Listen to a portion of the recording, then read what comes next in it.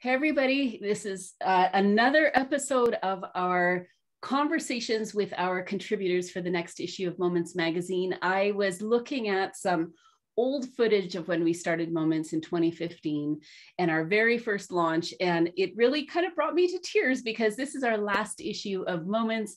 It is the 10th issue, and it is aptly named Climb. And Sharleen, I'm so glad that you're here. I think the tie in with what our theme is and where you are at with Women in Power and how you have been climbing over the last year and a half, almost 2 years now, is so inspiring. So welcome. I'm so glad that you're here to chat about it today. Thank you for having me, Lisa. I'm happy to be here. I think where I want to start is right off the top. So I'm pulling up your submission, and we've talked about this in the past, but you've written here, instead of a corporate ladder that women feel they must climb alone, Women in Power is a community that will climb mountains together.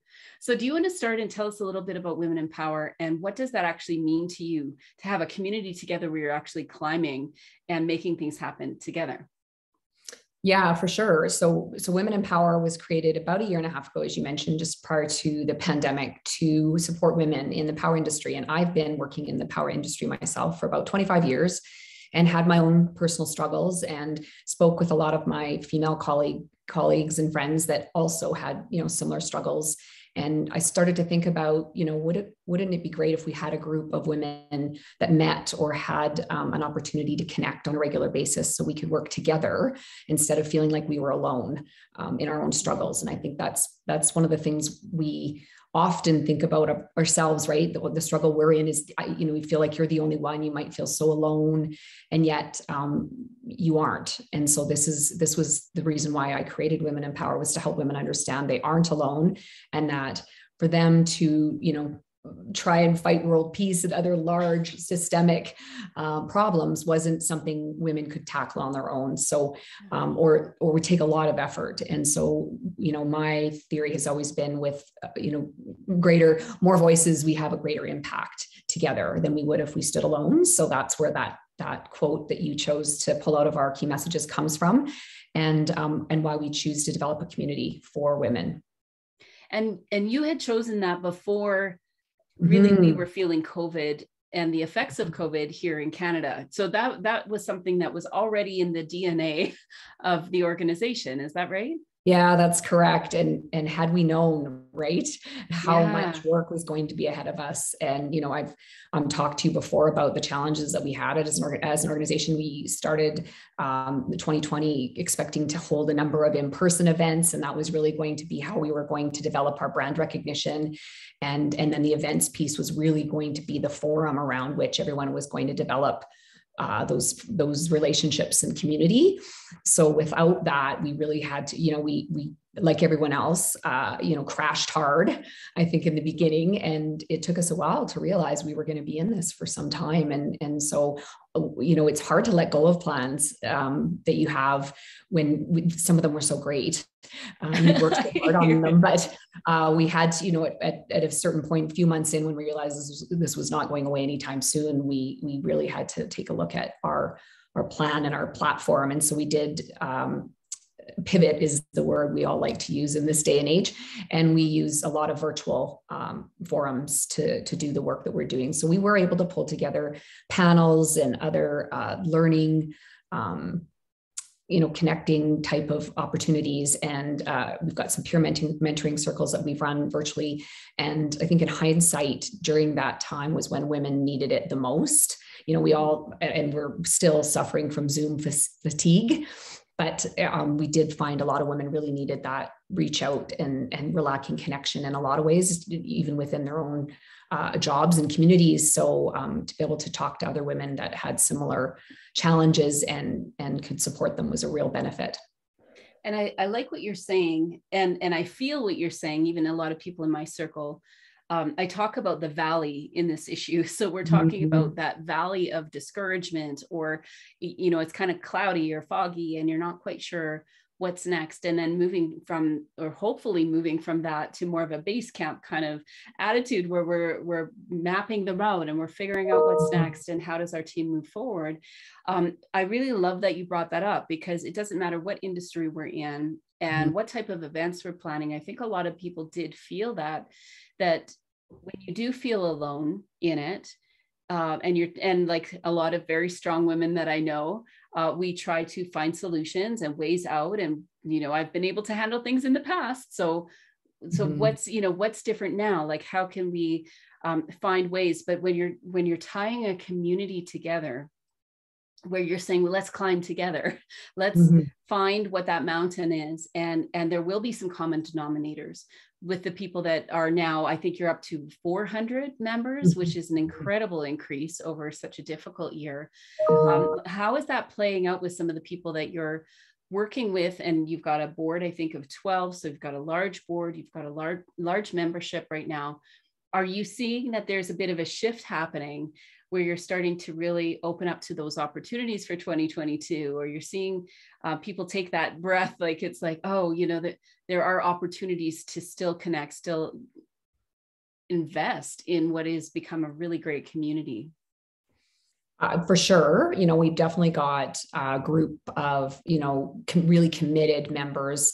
Others who sort of on the periphery. I mean, that's again, analogous to the mountain climb you've got. And that's sort of where we envisioned, and we had a visual at one point where, you've got someone up ahead who's holding the flag, who's sort of directing the way, but they're turning around and looking back, and they're waiting for the people behind them that are sort of struggling and, coming up. And so you've kind of got these hands helping each other up and encouraging each other up to the summit.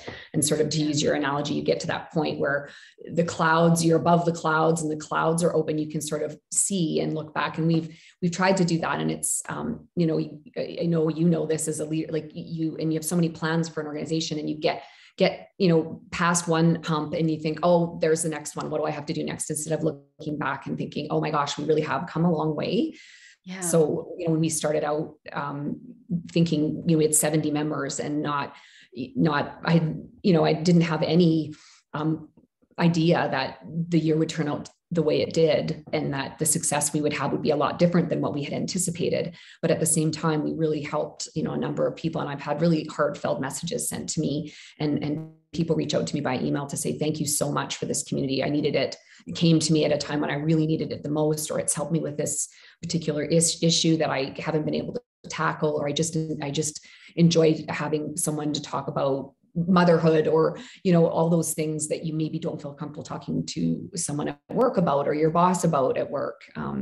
So that's been a huge encouragement for us, definitely. And looking at next year, anticipating growth, I'm sure.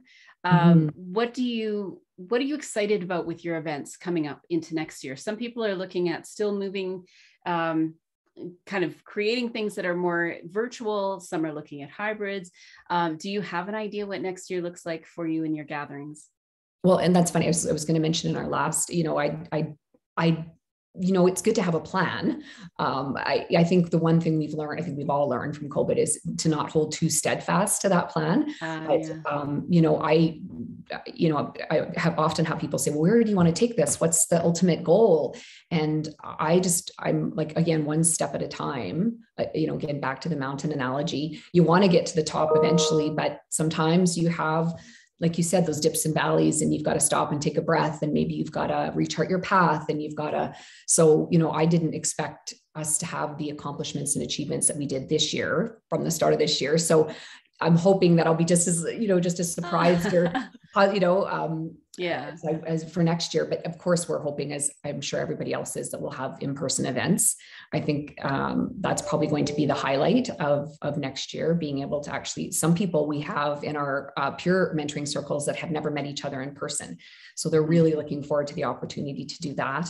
And I think for us just to have that sense of community and networking ability that we all missed so much would be great. But we have heard from members how important they feel that and as people continue to work from home, in a remote environment or, some type of hybrid model of work, they want that ability to sit at their desk at a lunch hour and not have to get up and travel downtown or, like we used to do, to fight for parking and things. So there's certainly advantages that we found in the virtual space. So I think for some time going forward, we'll see events that will incorporate both an in-person element and a virtual element for people who can't be there in person. So I think that's another great opportunity to be inclusive in the space. I was just going to say that's young exactly what it mothers sounded. And, you're not, you can be watching a soccer game and have an AirPod in your ear and listening to, a talk that you didn't, so you don't have to make those choices anymore. I mean, obviously, I hope we're all going to choose to be at the soccer game. I just watched an episode last night of The Office where Jim missed his daughter's first ballet recital and it didn't go well, but right, we've all been there. And so to be able to be present for our families, but still take time for ourselves is really important. Yeah. And it's hard to say what the growth would have been without the push to virtual and the gifts of, what we see now, the gifts of moving virtual is an expansion. It's thinking about things differently. And we've had to shake it up. And the whole analogy of climb is that it isn't something that happens overnight or quickly, that there is a climbing that happens and there's deliberate holds and there's things that we do to manage the climb and our teams and stay safe and experience and skill up. Like there's things that we can do when there's a longer period of time. And what I've seen just over the last, I guess it's been 2 years since we've known each other, maybe a little longer than that, really to see where you have come and what an encouragement. I'm so excited that you're writing for this issue of magazine and you are one of our featured climbers. And I use the word climbers because these are people that are planning and promoting their own events in the context of, for you, Women in Power. And then giving that encouragement to others that it is possible, that there can be either the light at the end of the tunnel, but like you referred to as well, there might be another mountain to climb and another one and another one. So this isn't about getting to the top and then we all just relax and go home. This is about really learning those skills so we can continue to skill up, be with each other, climb mountains together, like you're saying. Thank you so much for sharing a little bit with us today. I'm excited to have others read what you've written in the magazine as well. Well, and thank you for the opportunity for us to be able to do that. As I said, we're just happy to, if we can make the women behind us, their path easier, lighter. That's what we're about, right? Is to shine a little light on that. And hopefully, again, together we can all celebrate each other's successes.